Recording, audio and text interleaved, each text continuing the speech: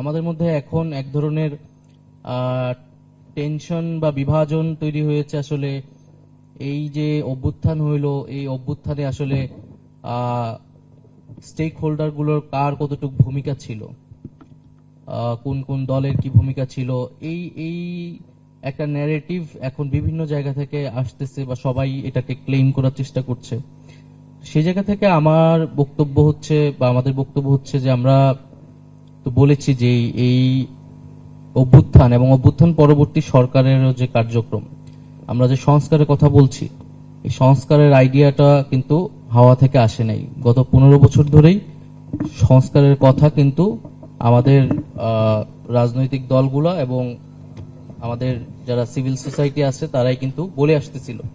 BNP সহ বিরোধী সেই সময় বিরোধী রাজনৈতিক দলগুলো কিন্তু সংস্কারকেই প্রধান কর্মসূচি করে তারা আন্দোলন গড়ে তুলতেছিল। সেটারই কিন্তু ধারাবাহিকতা এই সরকারের আমলে হচ্ছে বা আমরাও সংস্কারের কথা বলছি এবং সেটা সামনেও ধারাবাহিকতা থাকবে।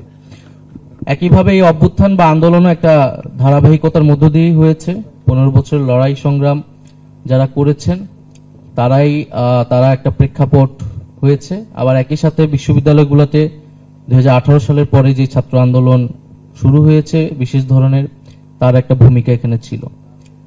তো আমার কথাটা হচ্ছে যে যারা এই আন্দোলনে জীবন দিয়েছে, যারা আহত হয়েছে, যারা হাত পা চোখ হারিয়েছে, তারা কিন্তু তাদের যে করণীয়টা সেইটা তারা আসলে করে ফেলেছে, তাদের সেই আত্মত্যাগটা তারা করে ফেলেছে। এখন আমরা যারা জীবিত আছি আমাদেরকে আসলে এই আন্দোলন বা অতীত দিয়ে নয়, বরং বর্তমান দিয়ে আসলে মূল্যায়ন করা হবে। আমরা যারা জীবিত আছি আমরা এখন আসলে কি করতে পারছি এবং ভবিষ্যতে আমরা ভবিষ্যৎকে কোন দিকে নিয়ে যাব। তো আমার আহ্বান থাকবে যে সকলেই যাতে আমরা সেই দিকে মনোযোগ দিই যে আমরা আসলে বর্তমানে আমরা কি করতে পারছি এবং ভবিষ্যৎ কিভাবে গঠন করতে পারছি।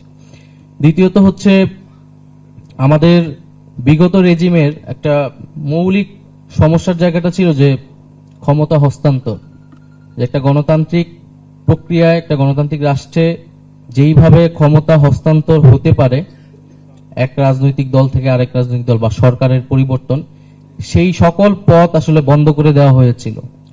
সংবিধানকে ব্যবহার করে আরো নানান কায়দা করে রাষ্ট্রীয় প্রতিষ্ঠানগুলোকে দখল করে, ফলে ক্ষমতা হস্তান্তরের কিন্তু কোনো গণতান্ত্রিক প্রক্রিয়া আসলে ছিল না। ফলে বিগত সরকার, সেই সরকারকে উৎখাত করার একটাই মাত্র পথ বাকি ছিল, সেটা হচ্ছে অভ্যুত্থান, এবং অভ্যুত্থানের মধ্য দিয়েই সরকারের পতন ঘটেছে। এখন আমাদের সামনের যে এই যে একটা চ্যালেঞ্জ আমরা মোকাবেলা আমাদেরকে করতে হয়েছে, এবং বিভিন্ন সময় আসলে এই নির্বাচনকালীন সময়ে ক্ষমতা হস্তান্তরের প্রক্রিয়াটাতে একটা টেনশন আমাদের এখানে তৈরি হয়, এবং আমাদের নির্বাচন ব্যবস্থা থেকে শুরু করে যে আরো প্রতিষ্ঠানগুলো সেখানে প্রয়োজন, সেই প্রতিষ্ঠানগুলো শক্তিশালী নয়। ফলে আমরা চাচ্ছি যে সামনের যে বাংলাদেশ, সেইখানে সেই যে ক্ষমতা হস্তান্তরের প্রক্রিয়াটা যাতে সুষ্ঠুভাবে হয়, গণতান্ত্রিকভাবে আমরা করতে পারি। কারণ বাংলাদেশের মানুষ কিন্তু বারবার আন্দোলন করেছে, রক্ত দিয়েছে, কিন্তু এই সমস্যার সমাধান হয়নি।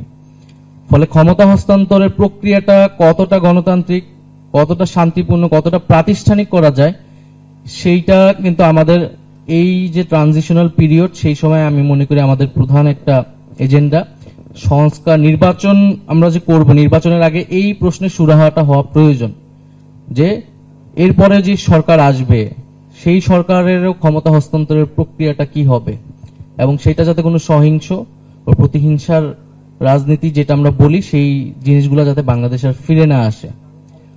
দ্বিতীয়ত আমরা বলছি যে আমরা মনে করি অভ্যুত্থানের মধ্য দিয়ে বাংলাদেশে একটা জাতীয় ঐক্য তৈরি হয়েছে, এবং আমি মনে করি যে এই ঐক্য এখনো চলমান। এবং আমরা আসলে এরকম একটা দেশই দেখতে সবসময় চেয়েছি যে বাংলাদেশ প্রশ্নে আমরা সব রাজনৈতিক দল বা সরকার আসলে একটা প্ল্যাটফর্মে আসতে পারবে, যেটা আমরা এর আগে দেখতে পাইনি। তো এটা আসলে ধারাবাহিকতা প্রয়োজন, এবং আমাদের কিছু স্পেসিফিক বিষয়ে আসলে ঐক্যটা সবসময়ের জন্য ধরে রাখতে হবে। যেমন আমি একটা বললাম যে ক্ষমতা হস্তান্তরের প্রক্রিয়া। দ্বিতীয়ত হচ্ছে আমাদের যে সংবিধান, আমরা একটা নতুন সংবিধান বা সংবিধান পুনর্লিখনের কথা বলছি। কারণ আমরা মনে করি যে একটা মুজিববাদী বন্দোবস্তের মধ্য দিয়ে যে সংবিধান রচিত হয়েছিল সেখানে মানুষের বা আমাদের মুক্তিযুদ্ধের আকাঙ্ক্ষা প্রতিফলিত হয়নি। এবং বাংলাদেশকে নিয়ে যে আমাদের প্রতিবেশী দেশের যে ইঞ্জিনিয়ারিং, সেই ইঞ্জিনিয়ারিং কিন্তু আসলে আমাদের বিগত কনস্টিটিউশনে প্রতিফলিত হয়েছে। শুধু কনস্টিটিউশন নয়, আরো অনেক কিছুতে সেই ইঞ্জিনিয়ারিং প্রতিফলিত হয়েছে। ফলে আমরা যদি সেই ঐক্যের জায়গাটা রেখে নতুন কনস্টিটিউশনে যদি আমরা আমাদের মুক্তিযুদ্ধ এবং যে জুলাই গণ অভ্যুত্থানের যে আকাঙ্ক্ষা সেটার প্রতিফলন ঘটাতে না পারি, তাহলে আমাদের যেই ভবিষ্যৎ রাজনৈতিক জার্নি বাংলাদেশে সেটা ব্যাহত হবে। তৃতীয়ত আমরা মনে করি যে আমাদের যে বৈদেশিক নীতি, আমাদের ফরেন পলিসি, সেই ফরেন পলিসিতে আমাদের আসলে ঐক্যমত প্রয়োজন। রাষ্ট্রের একটা একক ফরেন পলিসি থাকবে, সেখানে সরকার পরিবর্তন হবে, দল পরিবর্তন হবে, কিন্তু স্টেট ভিশনকে সামনে রেখে সেই ফরেন পলিসিতে যাতে সবাই ঐক্যমত করে। কিন্তু আমরা দেখি আমাদের বাংলাদেশের হিস্ট্রিতে আমরা দেখি এক এক দল আসলে তার বৈদেশিক নীতি এক এক রকম হয়ে যায়। এক দল আসলে সেটা ভারতমুখী সরকার হয়, আরেক দল আসলে সেটা ভারত বিরোধী বা অন্য দেশমুখী সরকার, এইভাবে পড়তে হয়। তো আমরা চাই যে আমাদের যে ফরেন পলিসি সেটাও আমাদেরকে নতুন ভাবে চিন্তা করা উচিত ভবিষ্যৎ বাংলাদেশের জন্য। এবং তৃতীয়ত হচ্ছে আমাদের যে অর্থনীতি এবং ব্যবসা, সেক্ষেত্রেও আমাদের ঐক্যমত্যটা প্রয়োজন। আমাদের যে লুটেরা এক ধরনের ব্যবসায়িক শ্রেণী তৈরি হয়েছে যারা টাকা পাচার করেছে কেবল, তার বিপরীতে আমরা কিভাবে আমাদের দেশপ্রেমিক এবং সৎ ব্যবসায়ীদের আমরা সহযোগিতা করতে পারি, সেই বিষয়ে আমাদের ভাবা উচিত, কিভাবে আমরা একটা জাতীয় অর্থনীতি গড়ে তুলতে পারি। এবং এগুলার পাশাপাশি আমাদের শিক্ষা, স্বাস্থ্য এবং দুর্নীতি বিষয়ক যে নীতিগুলো, সেই নীতিগুলোতেও আমাদের এক ধরনের ঐক্যমত প্রয়োজন। আমি সাধারণভাবে এই বিষয়গুলোতেই ঐক্যমতের উপর জোর আরোপ করি, যে এটা আসলে সরকার বা সরকারের বাইরে রাজনৈতিক দল, সরকার পরিবর্তন হবে, কিন্তু এই বিষয়গুলোতে আমাদের সবসময় ঐক্যমত প্রয়োজন। আর যে প্রশ্নগুলো সাইদ আব্দুল্লাহ করলেন, আমি মনে করি রেটিং এর বিষয়টা, সেটা নাম্বারিং এর বিষয়টা, সেটা জনগণই ভালো বলবে, যারা সরকারের বাইরে আছে তারা বললেই ভালো হয়। সরকারের অনেক সীমাবদ্ধতা আছে, সেই সীমাবদ্ধতাগুলো স্বীকার করেই আমরা চলার চেষ্টা করছি এবং সেটাকে কিভাবে আরো বৃদ্ধি করা যায় এবং সেই জায়গা থেকে সকলের সহযোগিতা আমরা সবসময় চেয়ে আসছি। এবং আমরা মনে করি যে এখন বাংলাদেশে একটা ইতিবাচক ভাবেই বাংলাদেশের রাজনীতি নতুন করে পরিগঠিত হচ্ছে। এখানে রাজনৈতিক দলগুলোর সাথে সরকারের একটা সৌহার্দ্য এবং ঐক্যমত আছে, পাশাপাশি তারা একই সাথে যেই ভুল এবং সীমাবদ্ধতাগুলো রয়েছে সেই জায়গায় তারা সমালোচনা করছে এবং সমালোচনাগুলো আমরা অ্যাড্রেস করার চেষ্টা করছি। কারণ আমাদের এই গণঅভ্যুত্থানের পরে যেই ধরনের সরকার আসলে গঠিত হয়েছে, একটা যেটাকে এখনো আসলে ডিফাইন করা যাচ্ছে না, যে সরকার সাংবিধানিক সরকারও নয় এক অর্থে, আবার বৈপ্লবিক সরকারও নয় আরেক অর্থে, একটা অন্তর্বর্তী সরকার যে ট্রানজিশনের জন্য কাজ করছে। ফলে এই সরকারের ব্যাপক জনসমর্থন থাকা সত্ত্বেও তার অ্যাডমিনিস্ট্রেটিভ অনেক ধরনের সীমাবদ্ধতা রয়েছে।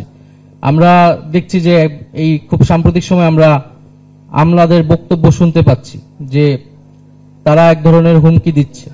তো এইটার একটা সাহস তারা তো পেয়েছে বিগত সময়গুলোতেই। আমরা দেখছি যে আমলাদেরকে কিভাবে শক্তিশালী করা হয়েছে, আমলাতন্ত্রকে, এবং আমলাতন্ত্র নির্ভরতাকে কাজে লাগিয়ে ফ্যাসিজম তৈরি করা হয়েছে। ফলে সেই দৌরাত্ম্য একটা প্রশ্ন করতে যাচ্ছি, কারণ এটার ডেকোরামটা ছিল এই ধরনের, কোন ধরনের যদি প্রশ্ন থাকে বক্তব্যের ভিতরে করা যায়। প্রশ্নটা হলো, আমলাদের নিয়ে যে কথাটা হচ্ছে, গত 2 দিন আগে আমরা দেখলাম সচিবালয়ে আগুন লেগে গেল খুবই রহস্যজনক ভাবে এবং সর্ট অফ পরিকল্পিত ভাবেই। তো এইটা যখন ঘটলো, তারপরে এই সরকার তাদের বিরুদ্ধে ভিজিবল কোন স্টেপ এই 2 দিনের ভিতরে নিয়েছে কিনা, কাউকে বহিষ্কার করা হয়েছে কিনা, বা এমন কোন কার্য গ্রহণ করা হয়েছে কিনা যার মাধ্যমে তাদেরকে দায়ী করা যায়, কোন ভিজিবল কোন স্টেপ নেওয়া হয়েছে কিনা? না, এটা আজকেও আমরা মিটিং করে আসলাম, এই জন্যই এই অনুষ্ঠানে দেরি হয়েছে। এটা নেক্সট উইকেই এটা খুবই কঠোর পদক্ষেপ আসবে। যারা এরকম আন্দোলনের নামে চাকরি বিধি লঙ্ঘন করছে তাদের বিরুদ্ধে অবশ্যই ব্যবস্থা নেওয়া হবে। এবং আমাদেরকেও আমরা বলছি যে এখন সময় জনগণকে সেবা দেওয়ার, আমাদের যে গণতান্ত্রিক ট্রানজিশনটা সেইটাকে সঠিকভাবে করতে সহায়তা করার। আন্দোলন খেলা কিংবা তাদের গোষ্ঠী স্বার্থে রক্ষার জন্য কিন্তু এত মানুষ জীবন দেয়নি। ফলে রাষ্ট্রের সংস্কার হলে আমরা মনে করি সকলেই ন্যায় বিচার পাবে। সেই সংস্কারে তাদেরও মত থাকবে, তাদের কথা শোনা হবে। কিন্তু একটা সংস্কারের মত আসলে তারা যেই রিয়াকশনটা দেখিয়েছে, এটা আমরা মনে করি শুধু এটা তো তাদের নৈতিকভাবেও ঠিক হয়নি এবং তারা বিধিগতভাবে অনেক লঙ্ঘন করেছে। এবং দ্বিতীয়ত হচ্ছে বিগত রেজিমের যারা আমলারা লুকিয়ে আছে নানাভাবে এখনো, তাদেরকে আমরা চিহ্নিত করেছি এবং বিভিন্ন পত্রপত্রিকা এসেছে, তাদের বিরুদ্ধেও খুবই দ্রুতই পদক্ষেপ নেওয়া হবে। ধন্যবাদ। বক্তব্য কন্টিনিউ করা যাবে। তো আমি আমার বক্তব্য শেষ করব এটা বলে যে আমরা মনে করি যে যেই ঐক্য প্রক্রিয়ার ভিতর দিয়ে আমরা আমাদের অভ্যুত্থান সংঘটিত হয়েছে এবং যে সরকারও একটা ঐক্য প্রক্রিয়ার মধ্য দিয়েই পরিচালিত হচ্ছে, আমরা চাই যে এই ঐক্যটা থাকুক এবং আমরা সংস্কারকে এই কারণে গুরুত্ব দিচ্ছি এবং এই সংস্কারের ধারণাটা কিন্তু আমাদের যে গত 15 বছরের লড়াই সংগ্রামের ভিতর দিয়ে তৈরি হয়েছে। রাজনৈতিক দল সহ পুরো বাংলাদেশই সেটার অনুধাবন করেছে। ফলে আমাদের ক্ষমতা হস্তান্তর প্রক্রিয়া সহ আমাদের নতুন বাংলাদেশের কাঠামো, আমাদের গণতান্ত্রিক প্রতিষ্ঠানগুলোকে শক্তিশালী করা, বৈদেশিক নীতি এবং আমাদের অর্থনৈতিক নীতি সহ শিক্ষা স্বাস্থ্যগত সে বিষয়ে আমাদের একটা ঐক্যমতের ভিতর দিয়ে আমরা এই ট্রানজিশনাল পিরিয়ড শেষ করতে পারবো। সবাইকে ধন্যবাদ। আসসালামু আলাইকুম।